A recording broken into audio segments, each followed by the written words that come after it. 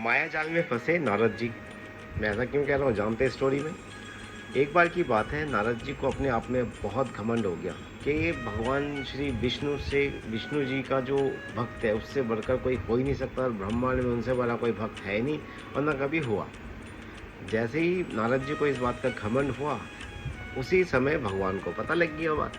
भगवान विष्णु जी ने सोचा कि अगर नारद जी को मैंने अभी नहीं रोका तो इन्हें फिर आगे जाके इस चीज़ का नुकसान हो सकता है। तो भगवान विष्णु ने उनके साथ एक माया रची। भगवान नारद जी और भगवान विष्णु जी दोनों जंगल में सैर करने लगे। चलते चलते चलते चलते भगवान विष्णु जी ने उनसे कहा कि नारद जी, मुझे प्यास लगी है, मैं तो यहीं बैठ रहा हूँ और आप जाके मेरे लिए पानी ले आइए। नारद जी ने कहा, प्रभु जैसी आपकी इच्छा, आपको प्यास लगी तो मैं ये भक्त अभी आपके लिए पानी लेके आता है। तो नारद जी चल पड़े जल की खोज में। चलते चलते उन्हों को आगे एक गांव दिख गया। अब गांव में जैसे ही घुसे तो गांव में कुआं था, और कुएं में कुछ सुंदर सुंदर कन्याएं जल अपने मटके में भर के अपने गांव की तरफ जाती हुई उन्हें नजर आई। अब नारद जी को उन्हीं में से एक सुंदर कन्या पसंद आ गई। अब पसंद तो आ गई, जब नारद जी उनके पीछे पीछे दौड़े, वो कन्या भी उनके आगे आगे भागने लगी, और भागते भागते किसी तरह से वो कन्या अपने घर को पहुंच गई। जैसे ही घर में गई, वो अपने अंदर घर में घुस गई, लेकिन नारद जी दरवाजे के बाहर खड़े रह गए। अब नारद जी वहीं खड़े होके नारायण नारायण जाप करने लगे। अब ये जाप सुन के जो स्त्री थी जो अंदर गई थी, उनके जो पिताजी है, उस घर का जो स्वामी है, वो बाहर आ जाते हैं। जैसे ही बाहर आते हैं वो नारद जी को देखते, और वो देखते नारद जी को उनको पहचान जाते हैं। तो कहते, नारद जी मैं तो धन्य हो गया, आप मेरे घर में पधारे।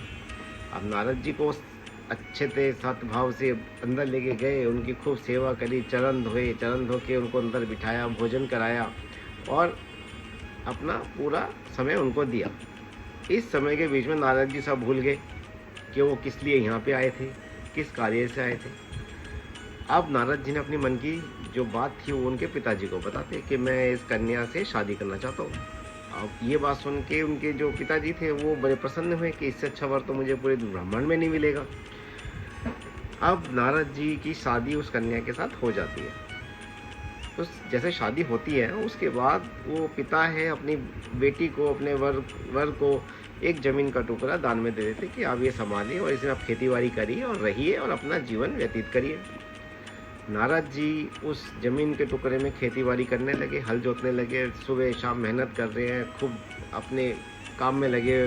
मतलब वर्ष बीत गए, उनके बच्चे हो गए, और नारद जी इस मामले को भूल ही चुके थे कि भगवान विष्णु जी उनकी पानी के लिए प्रतीक्षा कर रहे हैं। अब इसी बीच में गांव में क्या होता है, बहुत ज़बरदस्त बारिश शुरू हो जाती है। अब इतनी बारिश होती है कि सब डूबने लग जाते हैं गांव में, प्राणी इधर से उधर भागने लग जाते हैं, घनघोर वर्षा होती है। नारद जी अपने परिवार को लेके वहाँ से भागने की तैयारी करते हैं कि अगर यहाँ रहे तो हम डूब जाएंगे। जल्दी जल्दी नारद जी उठ के वहाँ से भागते हैं, तो पत्नी को और बच्चों को लेके अपना वहाँ से निकल जाते हैं।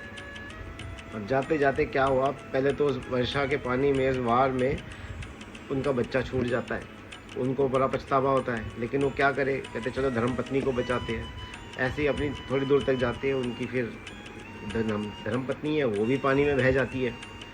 अब ये देखकर नारद जी को बड़ा दुख होता है। वो कैसे ना कैसे करके उस बाढ़ के पानी से निकल के कहीं अच्छी जगह, सुरक्षित जगह पहुंच जाते हैं। अब जैसे ही पहुंचते हैं तो वो अपने भाग्य को कोसने लगते हैं कि हे भगवान, मैं अपने भाग्य को कोसूं या किसे कोसूं। तो जैसे ही वो भगवान के नाम लेते हैं तो उन्हें स्मरण हो जाता है कि ये मेरे से क्या हो गया, और मैं इतने वर्षों तक इन्हीं चीज़ों में कैसे उलझा रहा।